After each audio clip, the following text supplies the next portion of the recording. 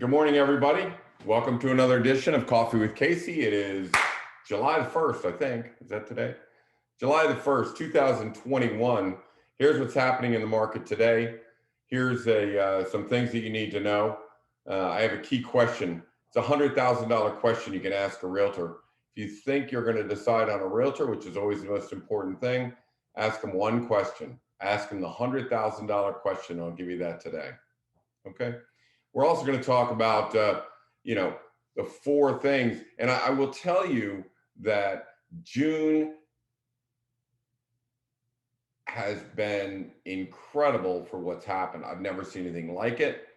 It is amazing what has happened. So let's go over and see where we are. Now, remember, we look at this now every week because we want to see, is the inventory coming back? Are interest rates going up? What's going to slow down this market?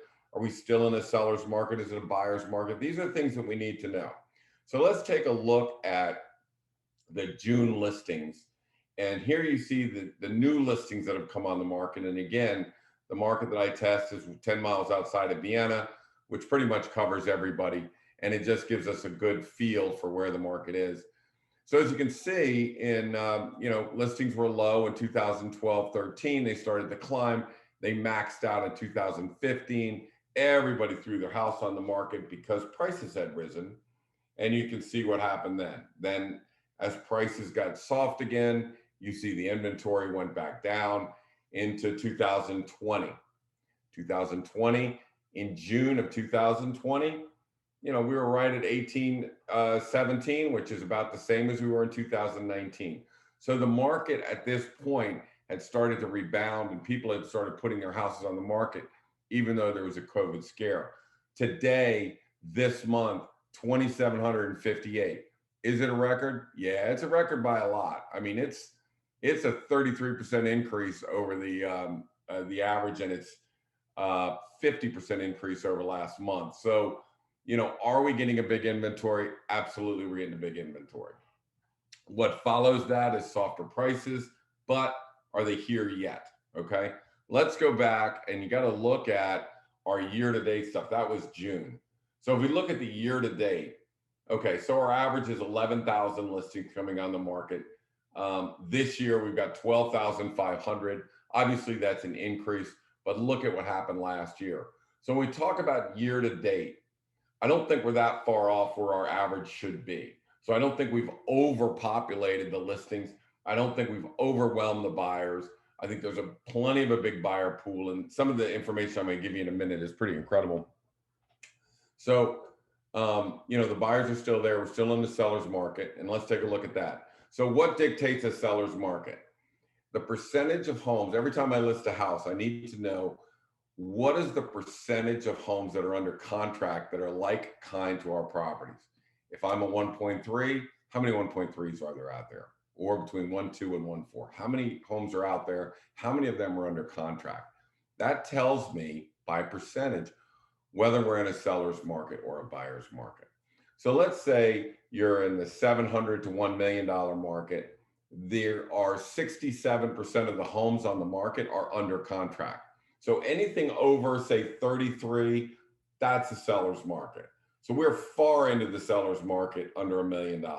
We're far into the seller's market between $1 million and $3 million, or $1.3 million. We are softer when it gets over 1.3 million. So that number was up in the 60s. Now it's in the 40s. So we are seeing some softening in the bigger pricing models. However, again, what I'm about to say is going to blow your mind. But that's where we are today. So, have the listings increased? Yes. Have they overwhelmed the buyer pool? No. Do we still have a seller's market? Yes. 67%, 62% is a seller's market all the way. Great seller's market. And then in the over 1.3s, still a seller's market. But that number has gone down to as low as 11. So we're still fine. And the market is still solid. Now, here's the thing. This is pretty incredible. So year to date, we talk about premiums. In other words, you put the house on the market for $1 million, it sells for what? Okay. So normally normally our homes in Northern Virginia or in the Vienna, this area that I'm looking at, sell at about 97 cents on the dollar. Put it on for $1 million, you're going to get about 970. This year, you're getting $1,030,000. Okay, 1,030,000. So they're selling at 103% of list price, which is very strong. It's 5% more than we normally get, 6% more than we normally get. So that's a strong number. Now our sales are 108%. So it's outperforming the market. I'm going to go over the 4 reasons why that's true and the $100,000 question. The reason why this is important is there's never been so much money at stake. There is huge sums of money at stake, hundreds of thousands of dollars at stake. So let's take a look at how much money there is here at stake. So now remember, this is year to date. This is the first half of 2021. So our homes have sold at 99,000 over list price. And again, this is not because you price them low, this is because you price them right. The rest of the market is sold at $35,000 over their list price. Now, what's the difference between 35,000 and 99,000? So just think for a second, if you're a seller and there's a difference here of, let's call it $65,000. Is $65,000 important? So how do we get that extra $65,000? Well, this is year to date. Is it slowing down or speeding up? In other words, are the deals going away or are they still here? Well, let's take a look at June. So in June, the contracts the new contracts that came in and the contracts we settled are at 114%. So it isn't going down, it's going up. The rest of the market also has gone from 103% to 104%. Now, I can only count their settlements. I can't count their listings that went under contract. I can count mine because I know what the price is of the house. So ours are up 114%. So it's not going down, it's going up. It's accelerating for good houses, if a house has a problem, we're gonna struggle. We got to work hard. But for most houses, this is it. So 114,000 is 114% of list price is even incredible for us. That's $148,000 over list price. Not listing them too low. That's not the cause. We're not listing them too low. That is $148,000 are what we're getting buyers to bid over the list price. So let's go over to the right. They've gone from the rest of the market has gone from $35,000 to $41,000. So the homes that settled in June are slightly better. You know, you can see it's not just us. Everybody's improving. Ours is a pretty dramatic improvement. So I want to go over, you know, what is that $100,000 question? Why are we getting $100,000 more than the rest of these agents? You know, now there's 4 things, but I'm going to tell you what's the most important thing, and that is, and here's the biggest mistake they make. And look, I got in an argument with one of our realtors, one of the top realtors at Samson Properties, kind of read me out and, you know, blah, blah, blah. But here's the deal. Listing agents work for the seller. We are obligated to make as much money for the seller as possible. So when we ask for contracts, we ask for highest and best offers, okay? So, you know, a person may bid $50,000 over list price, and then somebody else comes in and bids $150,000 over list price. We had one where they bid $100,000 over list price and lost by $150,000. In June, we had a contract, $250,000 over list price. I didn't know whether to be happy or scared. I think I'm more scared than I am happy. But somebody coming in from LA money, wants the house, doesn't really care, gonna have it, boom. So actually what that does tell us is we are definitely targeting West Coast buyers. They are paying premium dollars. We target everybody else, but extra money is being thrown at the West Coast because they see our prices as cheap. They saw that $1.65 million house from where they were coming from is about a $2.7 million house. So it wasn't as big a deal for them. But here's the thing. We ask for contracts. I say highest and best offers because that is of the seller's best interest. I am a listing agent. One of the top agents, Samson, read me the riot act. How can you not allow escalation clauses? So let me explain what an escalation clause is. If everybody bids $1 million and one person has an escalation clause and says, I'll bid $1 million plus 2,000 over what everybody else bids. Okay. So then they would get the house for $1,002,000 if they allowed escalation clauses. So, we don't allow them. We say you have to ask highest and best offers. So a contract comes in, it's 1.4, it has an escalation clause. I gave this example last week, has an escalation clause. I said, you can't have an escalation clause. You just got to give us your highest and best offer.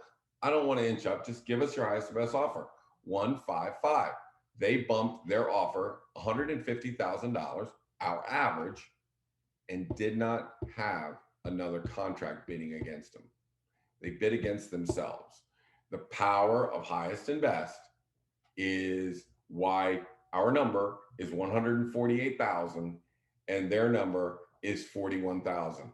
Now, talk to a seller. A seller's going to go with the McLean Realtor. They got a big company. They've got a big track record, and we got a big company. We got a big track record. They're going to go with the other agent. So I just looked at one of our listings and I called up and said, do you guys do escalation clauses? It's like, oh, absolutely, we do escalation clauses. So the seller just chose a realtor that could make $150,000 mistake by allowing escalation clauses. Unless you have a realtor that's negotiating your contract. And let me just say where the credit goes to all of this. Yes, 148 over 41. Yes, that's a big deal. Yes, that puts a lot of money in the seller's pockets. But I put the credit on the 6 agents we have in our office. Pam Mooney, Pat Sampson, Kelly Sampson, Colby Smith, Morgan Sampson, Billy, that's a lot of Sampson, Billy Sampson. So they are trained negotiators, and they're the ones negotiating these contracts, all cash, 100,000 over list price, no home inspection, no appraisal. We had one house that had a home inspection and an appraisal. The home inspection happened during a torrential rain. They kicked the house out because of home inspection. Next buyer comes in. They want an appraisal. Well, if the average house is selling 150,000 over appraisal, can you appraise the house? The answer is no, which is why 54 of our houses this year have not had appraisals. How do you appraise a house that's selling 150,000 over list price? So, the 4 things that put us in a position, and let me close out this. Let me stop sharing my page. All right. So the 4 things you need to do in order to capture that $148,000. Yes, the number one question is, when you negotiate contracts, do you allow escalation clauses? Is there a $100,000 question? Yes. Hello, realtor. Do you allow escalation clauses? Yes. Okay, I got to find another realtor. So you can stop a lot on there. Now I take the top 20 and go down the list. They ask, they allow. I found one realtor out of 20 that will not allow escalation clauses in the top 20 realtors. So I find that shocking.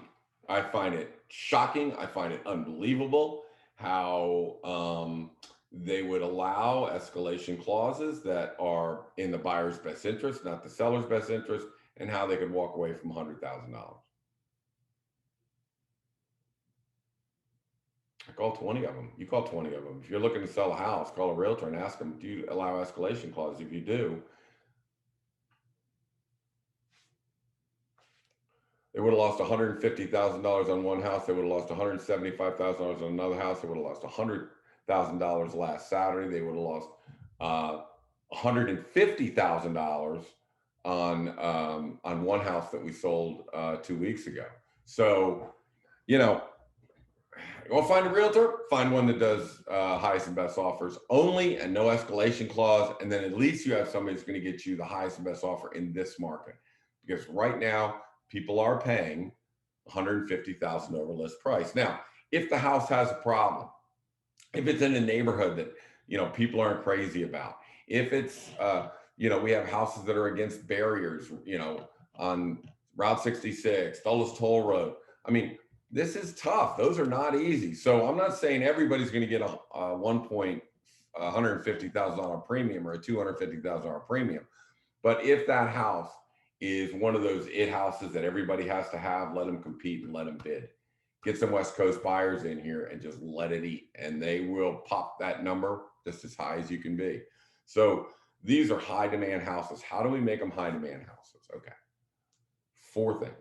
1, again, I gave our agents credit for being great negotiators. They're also all perfect at getting a house ready for sale. What are the cosmetic issues that we need to deal with? What is the paint? What is the hardware? What is the lighting fixtures? If you take away a 2005 lamp over your dining room table and you put in a $300 2021, a person walks in the door and goes, oh my God, I'm in 2021. You must de-age your house. So our agents are experts at de-aging the house. Get the house in the proper condition. Make it look transitional, not traditional. Get everything off the walls. Get the big, and again, I know you spend a lot of money on curtains and window treatments. I get that. They got to come down. They are blocking Mr. Sun. Mr. Sun is our friend. Light is our friend. Dark is our enemy. People aren't here to buy your curtains. They're here to buy, a light, open, airy house. Again, even more important when you're talking about West Coast buyers coming into town. They go for more of a transitional look, more of a open look. By the way, highest and best offers, not an East Coast thing, a West Coast thing. We saw them doing that in Silicon Valley, and we heard about these big things. So we switched over probably 5-6 years ago to not allowing any escalation clause, because that is what they were doing, and we were hearing the stories. The pictures we use for our houses, once you prepare it transitionally, which is what we do, then you need to take pictures out. Well, those are West Coast. That's a West Coast picture photography technique. That's not 9 out of 10 people. That's not 99 out of 100 people out here. This is 1 out of 100 that does this kind of photography that we wanted to do. It's a West Coast photography.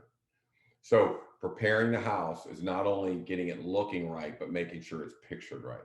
I mean, some of the pictures that I see are the disgrace, and you have to really represent that house really good, because they're going to see it online. Just going to see it online. We went out and we hired the designer that did the websites for homes in LA and Beverly Hills, and they're $20 million, $40 million homes. I hired the guy. I said, can you make that same look for my homes? And every house gets the same website. So it's, again, so I guess a lot of our influence is coming from the West Coast. Now the buyers are here. Some coming from New York, some coming from the West Coast, but they're definitely here. So we prepare the house for those kind of buyers. We price the house correctly. Forget about Zillow, forget about all the pricing engines, forget about Compass, forget about Redfin, forget about all those pricing engines. Those are national algorithms. They've got nothing to do with what we're doing here. So their accuracy rating is about 10%. They can lead you in the wrong direction. The only thing you can do in a market like this wrong is overprice. So if the computer says your house is worth 1.45 and it's worth 1.35 and you put on for 1.45, it will sit. And then before you know it, you're in the toilet bowl. The toilet bowl is a downward spiral of dropping price, relaunching, and all the rest of that. We try not to do that. We work hard not to do that. So our models, we have 3 models and they work, whether it's comparing to age and size, whether it's comparing the homes in the price range, whether it's comparing the homes in the neighborhood to go back 3 or 4 years. then applying the appreciation rate to arrive at the number. And then we take those three numbers and take a look at the market conditions, and then we arrive at where we want to be. The sellers and I do. We do it together.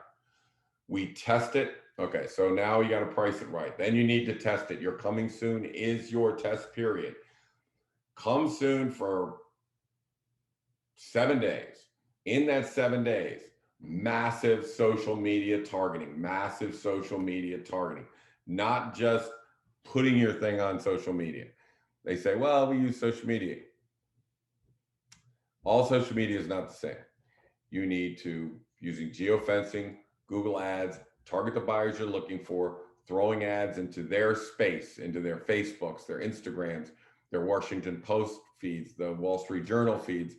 You know, whatever they're reading, Google ads will find them. If they're looking for a house in McLean and we have a house in Vienna at the same price, Google ads will find them and put our house in front of them, and then they will come to our website. The website designed by the guys on the West Coast. That will have pictures of the guys that do the things from the West Coast. So that is what you need to do for 7 days, and you need to be disciplined about this. You cannot jump off in price, you know. And the one mistake you can make is, let's say you decide on 1.45, which is a mistake I made. I mean, nobody's perfect. I fell in love with a house. I said, I think it's 1.45. So that's where we tested. It went on. It didn't make it. We launched at 1.4. That was not the number.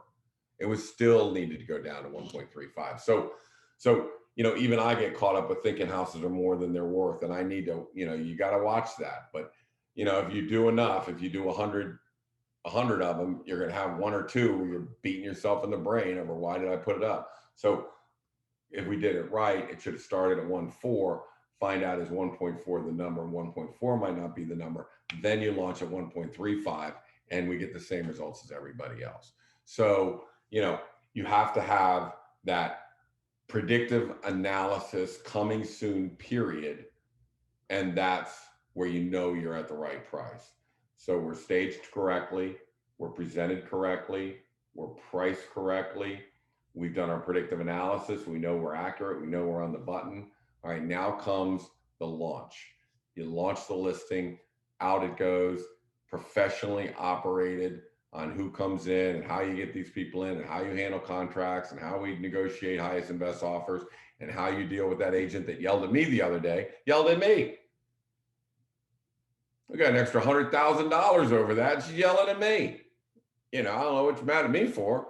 So anyways, I'm just kill that. You know, then the contract language begins. And when we're done, again, one reason why you have to do all of this stuff, we don't want the home inspection. We don't want the home inspection. Okay? That is a deal killer. Those home inspectors have killed more deals than anybody I've ever seen. Now, you do everything in your power to stop it, but I'm telling you, if a deal falls through 9 out of 10 times, it's the home inspector. And other than that, it's an appraisal. So we're trying to prevent that, okay? So we're doing it right now because we have the leverage and we have the power, but that may be shifting. And let me talk about this quick strategy. I've got 7 minutes left. Let me talk about a quick strategy that we're going to impose very quickly. There's only a few things people are worried about a home inspection. The roof, the electrical, the mold. Those are the three things that are most concerning to every buyer. So we're trying to avoid a home inspection. We're going to, and I've always said, I'm not going to get a home inspection before the thing, because then he'll find 40 things and then their inspector will find 40 things. But the strategy is this. I just want to check the electrical system to make sure that's fine. I want to see if there's any identifiable mold, mildew, dampness in the basement. So I want about a 25% of a home inspection report controlled by us. So what my recommendation to sellers will be soon, not now, but will be soon, is let's get a mini home inspection of just those items: roof, mold, electrical. That's what concerns people the most. So if we were to do a home inspection that, and I don't know what name I'm going to come up with it, but I'm going to say, look, you know, I make sure our homes are inspected so that we don't have any mold, we don't have a roof problem, we don't have an electrical problem, which is what scares people the most. And those are the serious issues. Those are the three serious things you need to look at. The rest of it is just, this isn't ground in that, but that comes in the electrical stuff. So, you know, when it comes time that I feel the tide is turning, and I don't think that time is right yet, but soon, then we're going to say, we're going to get a mini inspection.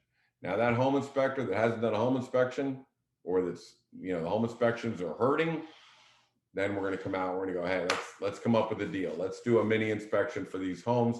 Let's have it prepared and available for the buyers. Buyers can take a look at it. It is saying no mold, no mildew, no dampness in the basement. The roof was done in 2018, and the electrical systems have been checked. Mini home inspection, put the buyers at ease. We want to make sure that they're at ease, and they may have a little bit more leverage coming forward. And by the way, you buyers, there are deals out there. I'm telling you, there are deals out there. So I know that everybody is saying, well, it's a seller's market. In fact, in the Sun Gazette this week, they said, they asked the top producers, do you think the market is better or worse, tougher or easier, you know, whatever. Of course, I was like, hey, this market's easy. You know, we had 55 houses. We don't have a home inspection. I mean, we had one home inspection.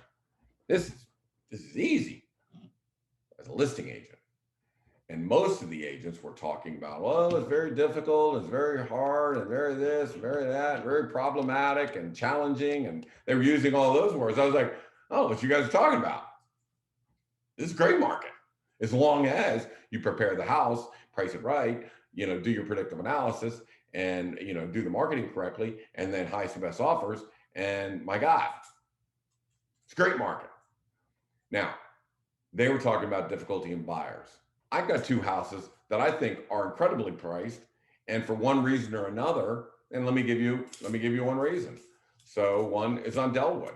It's a $1.35 million house. I priced it at 1.25 because it's got Route 66 without a barrier. Okay, so we waited, put the barrier up. The barrier finally went up. We put the house on the market, launched it. They removed one of the major panels right in front of the house, or right, you know, where you could see it. So of course, all the buyer flood came in. This is 2.5 acres at 1.25 million, and a gorgeous house in Vienna. And so they took the panel. All the buyers went, "Oh my gosh, there's a street there." Walked. What are you talking about? I took $100,000 off the price of that house. So we didn't realize that the panel had been taken down.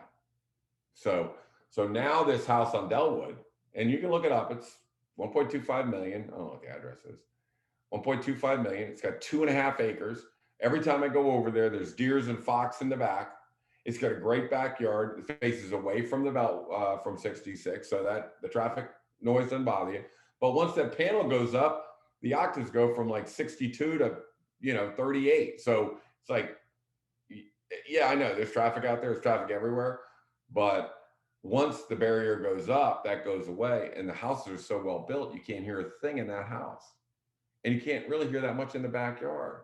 So, somebody's gonna get $100,000 off on a house. That's a deal. Now that's a deal. There's also a $1.35 million house on Palace Green. That's a deal. That's the one I screwed up. I thought it was 145, moved it to 1.4.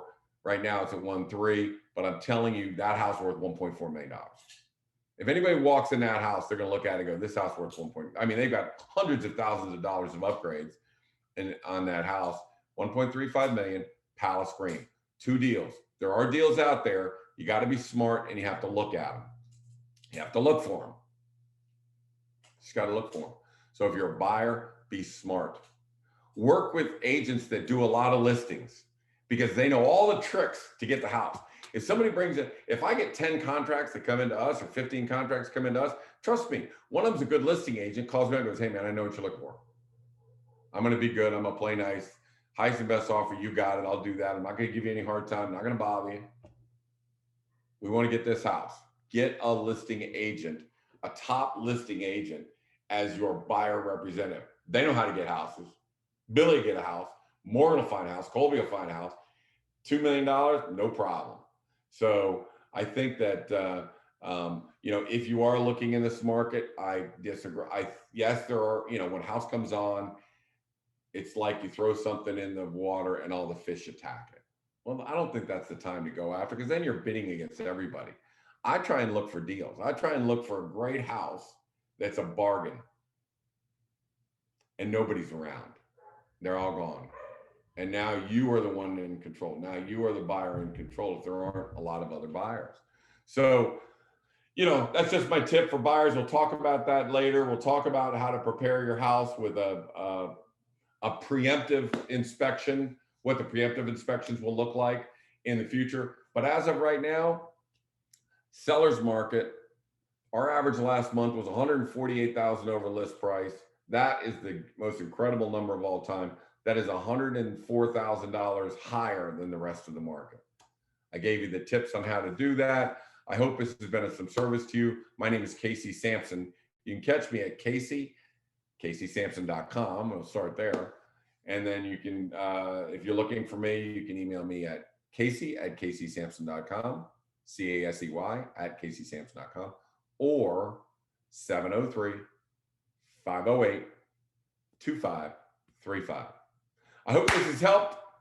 Good luck in the market. I'll see you next week on Coffee with Casey, Thursday at 11 o'clock. Bye now.